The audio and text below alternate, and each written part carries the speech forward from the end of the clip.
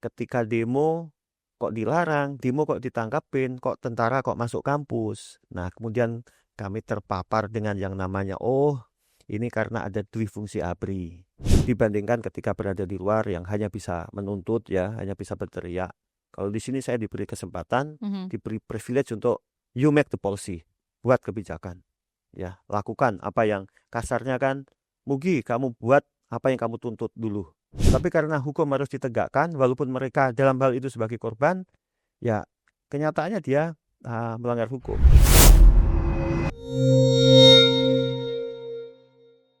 Sobat Siniar Pro 3, kalau kita membahas soal isu hak asasi manusia itu memang lagi rame ya. Apalagi banyak kejadian yang terjadi akhir-akhir ini di sekeliling kita tentunya. Nah, untuk itu kita akan mengupas tuntas ya tentang hak asasi manusia itu seperti apa sih sebenarnya, do and dance-nya itu gimana, apalagi khususnya untuk kita milenial dan Gen Z. Dan hari ini di podcast Siniar Pro 3 bersama aku Sheila Oktarina kita bakal ngobrol bersama dengan Bapak Wakil Menteri Hak Asasi Manusia, yaitu Bapak Mugianto. Langsung saja kita ngobrol. Mas Mugi, apa kabar? Kabar baik Mbak Sheila, selamat pagi. Selamat pagi, pokoknya selalu semangat pagi ya. Selalu semangat. Semangat terus. Ini kalau misalnya kita ngobrol nih Mas, di era sekarang gitu kan, lagi rame banget media sosial, Ya. terus juga kemarin-kemarin pokoknya rame ABCDE, dan ini tuh membuat milenial dan Gen Z aware dengan yang namanya HAM, hak asasi manusia. Tapi sebelum itu nanti kita akan ngebahas, sebelumnya boleh nggak sih kita lebih kenal sama Mas Mugi? Boleh. Tapi untuk latar belakang dulu nih Mas, latar Ya. belakang ya kan sebelum kita membahas lebih jauh tentang isu HAM ini ya, karena memang sekarang lagi anget banget. Mas Mugi pernah kepikiran gak sih sekarang menjabat sebagai Wakil Menteri Hak Asasi Manusia? Tidak pernah. Saya lahir besar di desa kecil di Jawa Tengah. Ya, sebagai anak desa, nggak ada bayangan akan jadi pejabat. Ya, pada masa itu ya, tahun akhir 70-an, awal 80-an, kita hanya melihat pejabat itu di layar TV. Waktu itu hanya ada TVRI. Itu kan jauh sekali. TV-nya hitam putih ya tuh? TV-nya masih hitam putih. Dan saya nonton TV juga di tempat tetangga, Mbak. Tidak di rumah sendiri. Jadi referensi saya waktu itu kalau soal, saya paling susah kalau ditanya soal cita-cita. Cita-citamu apa? Saya bukan nggak tahu. Tetapi orang tua saya bilang, ya sudah cukup jadi orang baik aja sudah cukup. Sesederhana itu. Makanya ketika kemarin di kantor staf presiden, kemudian sekarang Wakil Menteri Hak Asasi Manusia, ya saya nggak tahu aja nih kok bisa sejauh ini. Itu, tapi ya nampaknya memang itu salah satu misteri mungkin Mbak ya. Salah satu misteri hidup itu soal jalan hidup kita menjadi apa. Dan nampaknya jalan hidup saya hari ini menjadi Wakil Menteri Hak Asasi Manusia. Ya, tapi saya senang, saya bangga karena hak asasi manusia memang hidup saya. Jadi ya, it's my life, it's my passion, human right. Jadi dan ya sekarang saya di sini. Berarti berada di jalur yang tepat ya, on track ya. On track. Oke. Nah, ini kalau ngomongin soal isu-isu HAM gitu ya, tadi kan sempat dibilang sama Mas Mugi nih, itu adalah passion saya gitu. Ini boleh dong diceritain sedikit dulu, pasti ketika menjadi mahasiswa tuh seperti apa dulu memperjuangkan hak asasi manusia? Ya, kalau saya, ketika saya menjadi mahasiswa, Indonesia masih berada dalam sistem otoritarianisme, masa Orde Baru. Jadi situasinya tentu saja berbeda dengan hari ini. Beda dengan ketika Mbak Sheila menjadi mahasiswa ya. Sudah terbuka. Jadi saya menjadi mahasiswa dalam situasi seperti itu. Ketika kita mau membaca buku, memilih buku aja tidak bebas. Waktu itu masih banyak larangan terhadap buku-buku. Termasuk pembatasan ketika kita mau diskusi, temanya tidak boleh tema-tema tertentu yang kritis terhadap pemerintah. Kemudian ketika ada persoalan di masyarakat, saya kuliah di UGM, di Fakultas Sastra. Di pinggiran fakultas itu ada pedagang kaki lima di depan Rumah Sakit Sarjito. Nah, waktu itu ada penggusuran di sana. Nah, kami mahasiswa yang mulai membaca tentang teori-teori kritis ya yang ditulis Arif Budiman pada masa itu menganggap bahwa penggusuran ini kayaknya tidak boleh seperti ini. Nah, situ kemudian saya mulai mengkritisi. Kemudian kita mulai demo waktu itu, Mbak. Demonstrasi. Itu awal 90-an ketika saya kuliah di UGM itu tahun 92. Jadi pada masa-masa itu ketika demo kok dilarang, demo kok ditangkapin, kok tentara kok masuk kampus. Nah, kemudian kami terpapar dengan yang namanya, ini karena ada dwi-fungsi ABRI. Kayak begitu-begitu. Tidak ada kebebasan akademik. Nah, saya menjadi mahasiswa dalam situasi seperti itu. Sehingga ya saya merasa bersama dengan kawan-kawan pada waktu itu ya, teman-teman yang kritis. Waktu itu di UGM hampir semua mahasiswa kritis. Karena latar belakangnya kan memang anak-anak dari kampung ya. Makanya waktu itu UGM dikenal sebagai Universitas Deso. Ya, yang ketika melihat injustices, ketidakadilan itu lebih sensitif ya. Dari situlah kemudian timbul pikiran-pikiran, bayangan-bayangan, harapan-harapan Indonesia seharusnya tidak seperti ini. Indonesia seharusnya ada kebebasan, ada ruang demokrasi, ya. Seperti itu. Itu masa lalu ya, ketika saya masih muda sebagai mahasiswa. Dari situlah kemudian saya tumbuh menjadi aktivis yang memperjuangkan hak asasi manusia, memperjuangkan demokrasi, ya. Kemudian terjadilah peristiwa 98 yang kemudian menyebabkan saya menjadi korban dari sebuah peristiwa pelanggaran HAM. Gitu. Tahun 98 itu ya. 98. Nah, kalau cerita di balik pendirian dan perjuangan IKOHI ini Mas, itu seperti apa Mas? Ikatan? Ya. Apa sih itu IKOHI itu ya? Ikatan Keluarga Orang Hilang Indonesia. Nah, ya itu. Ya, waktu itu ini ceritanya panjang ya. Long short story aja. Long short story-nya adalah ada menjelang kejatuhan Presiden Soeharto pada waktu itu ada gerakan mahasiswa di seluruh Indonesia besar ya. Dan pada masa-masa sebelum itu, beberapa bulan sebelumnya, bulan Maret, itu ada beberapa orang yang dianggap kritis, membahayakan negara, itu diculik. Salah satunya saya. Ya, salah satunya, karena ada beberapa. Nah, kemudian gerakan mahasiswa membesar, Presiden Soeharto turun. Ya kan? Nah, setelah itu, ketika terjadi perubahan pemerintahan, Pak Habibie menjadi presiden, kami yang diculik, itu kemudian dilepaskan. Saya waktu itu ditahan di Polda Metro Jaya. Saya dilepaskan, kemudian diadvokasi.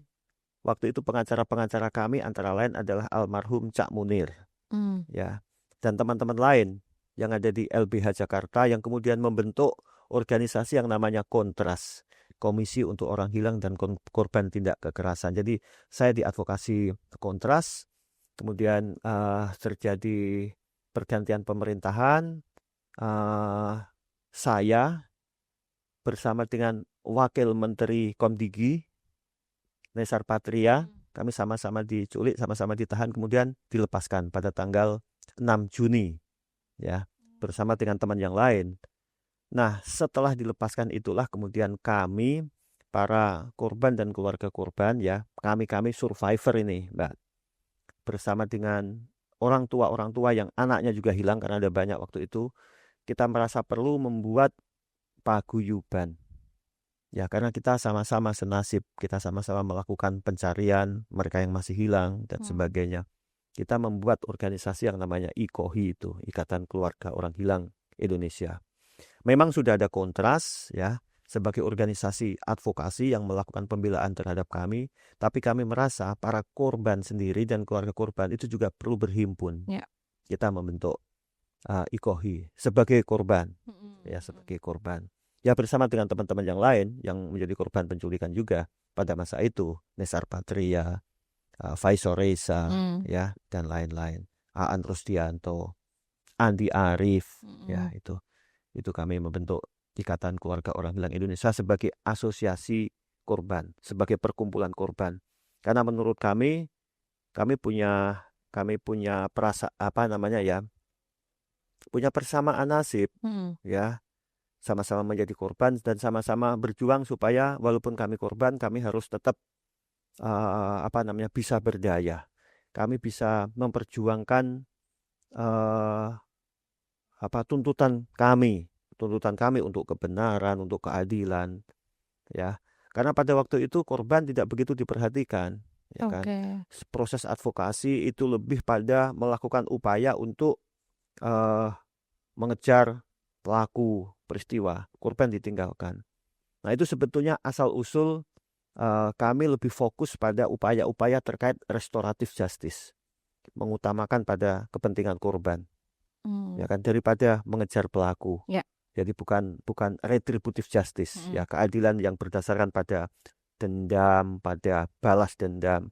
Tapi kami fokus pada restoratif, ya, restoring the dignity, memulihkan harkat korban. Fokus kami seperti itu. Nah, makanya ketika sekarang di kementerian, pendekatan dan strategi pemerintah kan juga itu, memprioritaskan dan memulihkan kepentingan mereka yang menjadi korban pada peristiwa-peristiwa masa lalu. Oke, dan itu masih sampai sekarang gitu ya Mas ya? Masih sampai sekarang. Masih sampai Itu yang sekarang. saya bilang tadi, saya bersyukur diberi tanggung jawab, ya, oleh Presiden, karena dengan tanggung jawab ini saya bisa berkontribusi lebih besar, Ya. ya, dampaknya insya Allah lebih besar dibandingkan ketika berada di luar yang hanya bisa menuntut, ya, hanya bisa berteriak. Kalau di sini saya diberi kesempatan, Mhm. diberi privilege untuk you make the policy, buat kebijakan, ya, lakukan apa yang kasarnya kan, Mugi kamu buat apa yang kamu tuntut dulu, kira-kira begitu. Oke. Yang kamu tuntut dulu adalah untuk keadilan, untuk kebenaran, ya itu kamu Mm-mm. kerjakan di sini.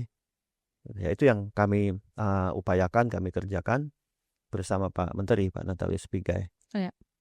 Oke, nah akhirnya itu menjadi sedikit latar belakang ya, yang diterima akhirnya ketika mendapat mandat menjadi Wakil Menteri HAM begitu ya Mas ya. Nah, sesudah itu apa nih part of-nya nih? Oke, sekarang menjadi Wakil Menteri HAM. Ketika melihat kondisi sekarang, terus what's next nih? Apa yang Mas Mugi lakuin sih ke depannya?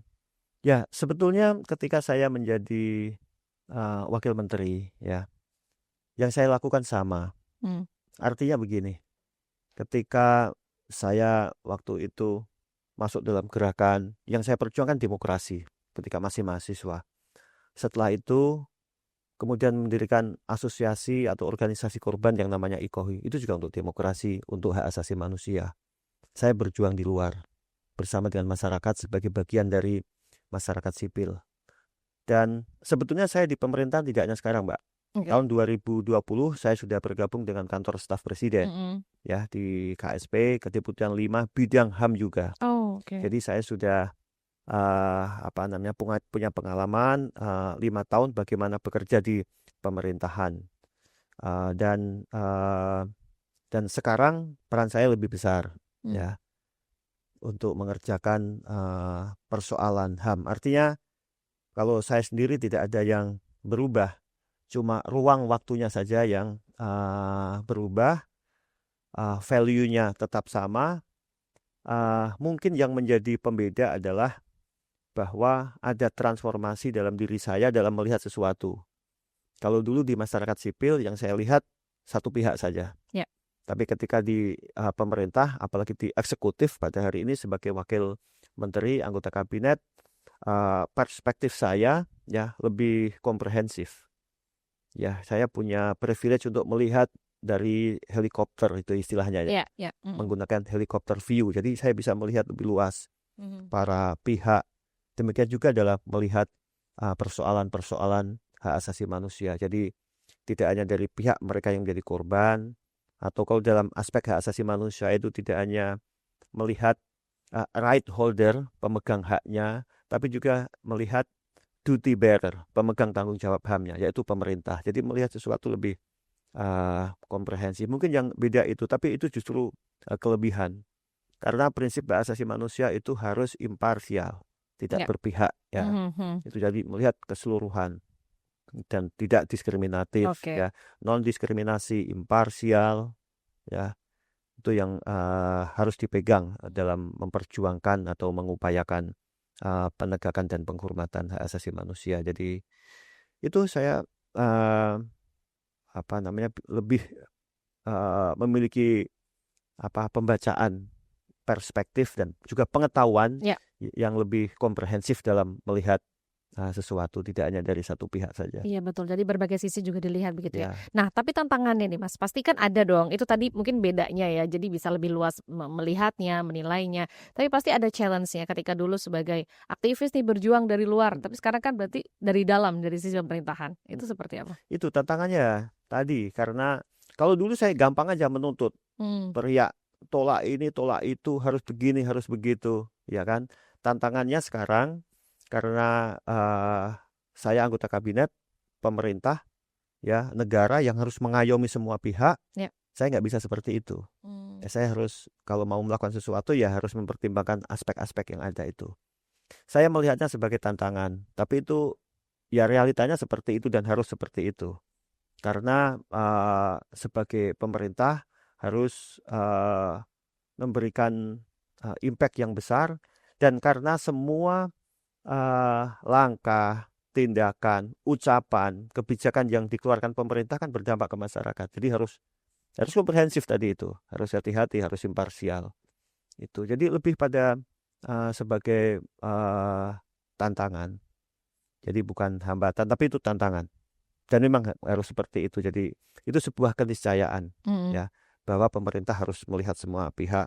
Ya. Itu sebuah keniscayaan. Misalnya yang terjadi hari-hari ini ya. Ada teman-teman masyarakat sipil yang ditahan, teman-teman aktivis yang masih ditahan, kemudian ada tuntutan supaya mereka dibebaskan. Ya, kami di Kementerian Hak Asasi Manusia harus melihat, mengkaji, berkomunikasi dengan semua pihak, ya kan? Kami ketemu dengan Kapolri, ketemu dengan Kapolda di beberapa polda, karena kami kemarin menurunkan tim ke beberapa provinsi terkait peristiwa yang terjadi pada bulan Agustus ini. Dan ya ternyata tidak semudah itu, ya kan? Kemudian misalnya melepaskan semua yang ditahan kemudian selesai, tidak juga. Karena dari pihak kepolisian ada perspektif yang lain. Mereka punya alasan mengapa harus tetap ditahan. Ya. Dan itu menurut kami valid dan solid dan justified sebagai penegak hukum ya. Nah, jadi sama-sama ya, makanya itu yang saya bilang tadi, kami melihatnya bisa melihat lebih komprehensif, tetapi tetap mencari penyelesaian yang terbaik, win-win solution ya. Teman-teman masyarakat sipil atau kawan-kawan aktivis yang ditahan itu ya diproses, tapi kami pastikan bahwa tidak boleh ada pelanggaran hak asasi manusia terhadap mereka, tidak boleh ada tindak kekerasan, intimidasi, ancaman dan sebagainya terhadap mereka. Kemudian pihak kepolisian juga kalau mereka punya alasan ya harus benar. Jadi memang punya bukti-bukti yang kuat gitu dalam sehingga mereka tetap menahan. Jadi itu beberapa contoh dalam kami bekerja, Mbak Sheila, Ya. yang harus melihat dan memberikan pertimbangan dari berbagai aspek dan berbagai sudut, tidak hanya dari satu sudut saja. Tapi semuanya tujuannya adalah untuk memastikan supaya perlindungan, pemenuhan hak asasi manusia bagi semua warga negara itu dijamin. Jadi bukan hanya kepentingan kelompok orang atau kelompok masyarakat, tapi kepentingan Indonesia. Oke, untuk kepentingan Indonesia semuanya ya. Itu kan juga termasuk visi misi Mas Mugi selama menjabat ini di Kabinet Merah Putih sebagai Wakil HAM?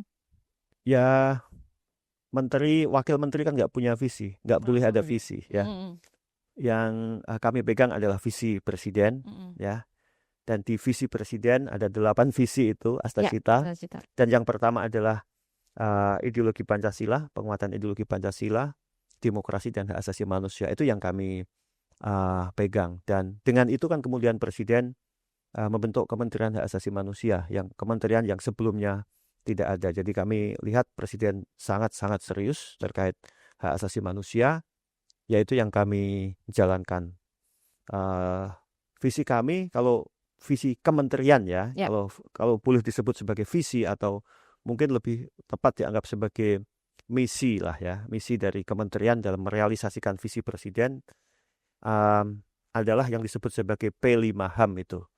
Perlindungan, pemajuan, penegakan, pemenuhan, penghormatan HAM ya. P5HAM. Dan itu diatur dalam konstitusi, diatur dalam undang-undang yang ada, undang-undang tentang hak asasi manusia. Kemudian itu juga disebutkan dalam peraturan presiden yang mengatur tentang kabinet dan tentang Kementerian Hak Asasi Manusia. Itu yang kami kerjakan sebagai visi Kementerian Hak Asasi Manusia untuk memberikan perlindungan maksimal bagi seluruh warga negara Indonesia, memastikan supaya hak-hak itu juga dipenuhi.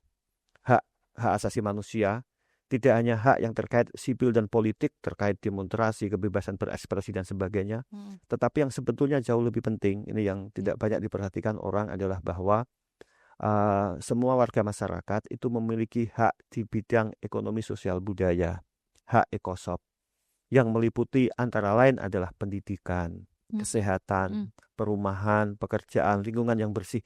Itu adalah hak asasi manusia. Dan negara harus menyediakan, ya, negara harus melayani. Itu yang disebut sebagai pelayanan HAM. Ya, pemenuhan HAM, pelayanan dan pemenuhan HAM. Nah, itu tanggung jawab pemerintah. Karena sekarang ada Kementerian Hak Asasi Manusia, maka itu tanggung jawab Kementerian Hak Asasi Manusia. Nah, supaya hak-hak tadi terpenuhi, kami koordinasi dengan Kementerian Teknis terkait kesehatan, ya, karena kesehatan itu hak asasi manusia, hak untuk sehat, dan kalau sakit hak untuk berobat, ya, dan supaya bisa berobat ya supaya harganya tidak mahal, affordable. Demikian juga pekerjaan dan sebagainya. Nah, kami berkomunikasi dengan Kementerian Teknis, dengan Kementerian Kesehatan, dengan Kementerian Pendidikan, dengan Kementerian Perumahan, ya, dengan kementerian-kementerian yang lain, Kementerian Lingkungan Hidup terkait dengan hak atas udara atau lingkungan yang sehat. Jadi seperti itu yang kami kerjakan, Mbak Sela, ya, oleh Kementerian Hak Asasi Manusia, dan melakukan kerja-kerja penguatan hak asasi manusia kepada aparatur negara. Itu penting.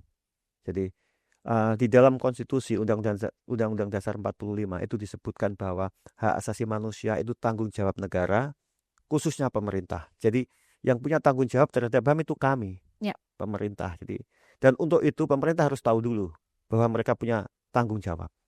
Yang punya tanggung jawab terhadap HAM itu kami, pemerintah. Yang memiliki hak itu warga negara. Betul. Jadi itu kalau bisa disebut sebagai atau dianggap sebagai visi atau misi kami di Kementerian Hak Asasi Manusia dalam merealisasikan atau mengimplementasikan visi Presiden Prabowo dalam Asta Cita nomor 1. Oke. Nah, sebagai warga Indonesia nih ya, kita apalagi sekarang nih milenial dan Gen Z banyak gitu kan Mas ya. Dengan ramainya media sosial, segala macam, ada nggak sih yang bisa dikatakan pelanggaran HAM nih yang bisa menyakiti hak asasi manusia kita sebagai warga negara lewat media sosial, itu apa sih contohnya? Ya, memang dengan perkembangan terakhir, kesimpulan saya adalah digital literasi itu penting. Ya, pemahaman tentang hak-hak digital, tentang dunia digital itu penting. Bagaimana menggunakan media sosial itu penting. Karena dari beberapa misalnya ya, yang beberapa yang ditahan atau yang ditangkap, kemudian dari kejadian-kejadian kemarin, menurut saya ada yang kurang pas. Karena yang terjadi kemarin kan banyak tindakan-tindakan yang masuk kategori pelanggaran hukum, ya. Misalnya merusak fasilitas publik, menyerang orang, melakukan pembakaran, mengambil properti orang, kemudian trespassing, ya, masuk wilayah private property orang lain, itu kan pelanggaran hukum. Nah, dari pemberitaan-pemberitaan dan dari informasi dari kepolisian, itu terjadi karena ada yang ada yang melakukan penghasutan, Ada yang ya, ngompor-ngomporin gitu. melalui media sosial. Dan itu memang tidak boleh. Ya, namanya hate speech, kemudian ajakan, seruan untuk melakukan tindakan pelanggaran hukum itu tidak boleh. Itu yang banyak orang yang tidak ngeh. Anak-anak muda tidak ngeh ya. Termasuk hal-hal yang bersifat sara, bersifat rasis. Itu tidak boleh, itu melanggar hukum. Jadi itu menurut saya yang perlu menjadi kepedulian kita, dan Kementerian Hak Asasi Manusia sangat concern. Termasuk rasisme, Mbak, di media sosial, rasisme. Kalau teman-teman baca ya, atau mengikuti atau memperhatikan, Menteri kami, Pak Natalius Pigai, dalam banyak sekali postingnya, itu banyak komentar yang menurut saya rasis, dan itu bahaya. Saya sebetulnya sangat resah dengan itu. Dengan komen-komen yang sangat rasis. Saya pikir ini persoalan serius. Yang Kementerian Hak Asasi Manusia dan kita semua menurut saya harus tackle secara serius. Nggak boleh rasisme diumbar seperti itu terhadap siapapun, tidak hanya terhadap Pak Menteri kami, Pak Natalius Pigai, tapi terhadap siapapun yang ya lain, harusnya menurut saya orang-orang. Itu terkait media sosial atau yang terkait yang terjadi kemarin. Tapi sekali lagi yang menurut saya penting adalah soal digital literasi ya kepada masyarakat ya. Karena kan, tapi itu tidak mudah. Saya yakin dan saya percaya itu tidak mudah karena akses orang terhadap media sosial itu masif. Orang-orang di kampung, orang dari tengah sawah ya, anak-anak.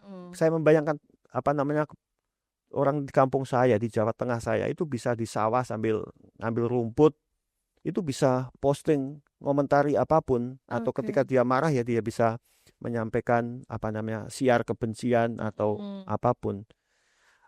Sehingga ini harus diselesaikan, walaupun tidak mudah, tapi harus terus dikerjakan oleh semua pihak, termasuk kementerian-kementerian di dalam kabinet merah putih hari ini.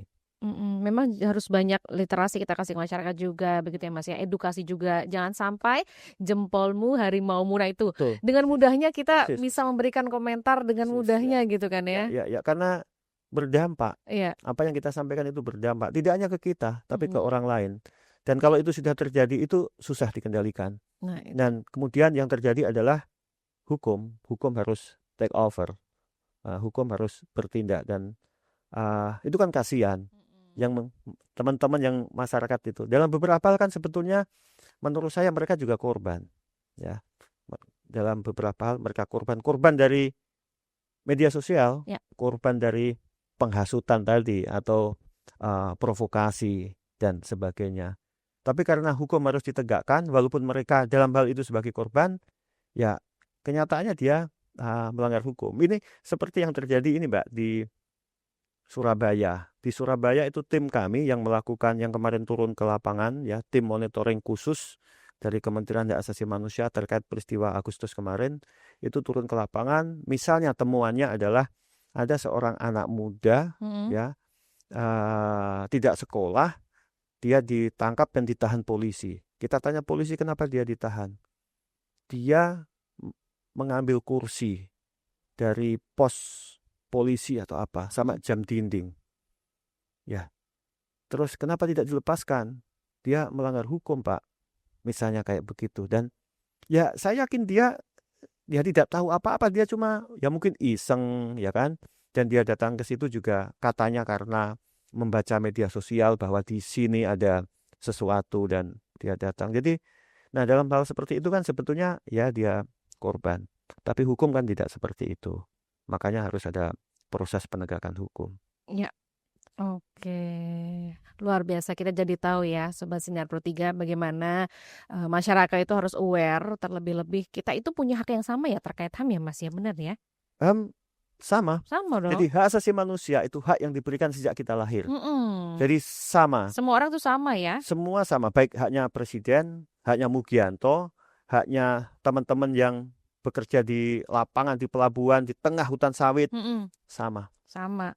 Oke. Dan di depan hukum di depan Tuhan Ya, sama sama hak kita asasi sama manusia. Jadi derajatnya hak kita ya. itu makanya prinsip non-diskriminasi itu. Ya, nah itu tuh Siapapun. ya. Jadi harus hati-hati kalau bisa ditahan mulutnya, jarinya, karena itu yang paling deket ya sama masyarakat, Ya, sama kita ya, dengan gadget di ya, media sosial hari-hari ini ya, sehingga kita juga mudah terpancing, mudah terprovokasi. Jadi jangan sampai ya begitu ya, ya untuk masyarakat ya Mas Nugi. ya. Oke, terakhir mungkin boleh diberikan pesan-pesan dan juga harapannya nih untuk masyarakat Indonesia. Terkait hak asasi manusia ya, terkait hak asasi manusia, karena hak asasi manusia itu tentang kehidupan kita sejak lahir sampai kita meninggal, itu semuanya tentang hak asasi manusia, tentang kesehatan kita ya, tentang pendidikan kita, tentang kehidupan kita, tentang relasi kita dengan tetangga, relasi kita dengan lingkungan, itu semuanya tentang hak asasi manusia. Jadi kita ingin itu semuanya baik, dan negara yang punya tanggung jawab untuk memastikan itu semua baik. Hak tadi itu semua baik, itu tanggung jawab kami yang berada di pemerintahan. Nah, menurut saya ini penting dipahami oleh masyarakat, tetapi situasi yang kita inginkan tadi, situasi soal hak asasi manusia yang dihormati, dilindungi, itu tidak tidak kemudian terjadi dan menjadi tanggung jawab pemerintah saja. Semua pihak tetap punya peran, jadi harus bergandengan tangan, harus gotong royong ya, supaya terjadi kehidupan harmoni, supaya kita bisa mengekspresikan semuanya, Ya. potensi kita bisa bekerja dengan tenang, sekolah dengan tenang, kita bisa hidup dengan baik ya, bisa mendapatkan penghidupan dengan baik, bisa hidup sejahtera. Hak asasi manusia itu tentang itu. Selama ini terjadi seperti simplifikasi. Hak asasi manusia itu nampaknya hanya hak sipil dan politik, tentang hak demonstrasi, hak untuk mengekspresikan pikiran. Enggak. Itu saya ingin menekankan itu, Ya. bahwa Oke. hak ekonomi, sosial, budaya adalah juga hak asasi manusia yang harus dipenuhi oleh negara. Dan tegaknya hak asasi manusia, dihormatinya di satu negara itu tidak bisa hanya diselenggarakan oleh pemerintah, walaupun pemerintah penanggung jawab utama. Partisipasi masyarakat tetap diperlukan dan sangat penting. Oke, jadi harus bersinergi semuanya. Sinergi semua pihak. Dan kepada generasi muda tadi yang disampaikan Mbak Sela, penting ya. Jadi hak asasi manusia itu bukan kebebasan untuk melakukan apapun. Tidak, ada batasnya ya. Dan itu diatur dalam Kovenan Hak Sipil Politik yang disebut oleh Pak Presiden, ICCPR. Ada batasnya. Jadi hate speech, seruan melakukan kekerasan, serangan, kemudian rasisme, itu bukan hak asasi manusia. Ya, hate speech is not a human right. Itu crime, bisa dikenakan hukum. Makanya kita harus wise. Ya, bukan hati-hati tapi bijak dalam menggunakan media sosial. Oke, terima kasih pesan-pesannya Mas Mugi. Aduh, agak jadi tertampar ya pasti ya, kita yang sering main HP, sering komen-komen, jadi aduh rem dikit ya teman-teman, pasti bisa. Bijak, harus bijak, betul ya. Jangan sampai itu jadi bumerang ke kita juga ya kan. Nanti kita kena pasal UU ITE. Tidak hanya ke kita, ke masyarakat yang lain masyarakat juga. Kadang-kadang kita tidak sadar bahwa yang kita lakukan itu menyakiti orang, segala macam ya. Atau membuat orang melakukan tindakan-tindakan yang tidak baik. Bisa memicu kejahatan juga ya justru buat orang yang. Dan kalau itu sudah di sana, sudah ke misalnya circle keberapa, kita nggak bisa mengendalikan lagi. Nah itu sudah out of control. Tetapi kita tetap dimintai pertanggungjawaban, termasuk pertanggungjawaban hukum. Wow, agak ngeri kalau gitu, makanya harus hati-hati. Harus bijak sekali lagi. Oke, kalau gitu terima kasih banyak ya Mas Mugi waktunya. Sama-sama. Udah ngobrol-ngobrol di sini. Aduh, banyak banget insight-nya, seru banget ya teman-teman Siniar Pro 3. Mudah-mudahan apa yang kita bahas tadi jadi pembelajaran buat kita, jadi masukan juga buat kita, dan akhirnya kita lebih bijak untuk melakukan segala sesuatu hal ya, apalagi yang terkait tentang hak asasi manusia. Karena ada part-part tadi ya, ketika kita melakukan rasisme, kita diskriminasi orang, itu bukan hal, tapi itu kejahatan justru ya. Oke, kalau begitu. Mudah-mudahan bermanfaat dan sampai jumpa di podcast Siniar Pro 3 selanjutnya. Aku Sheila pamit. Bye-bye.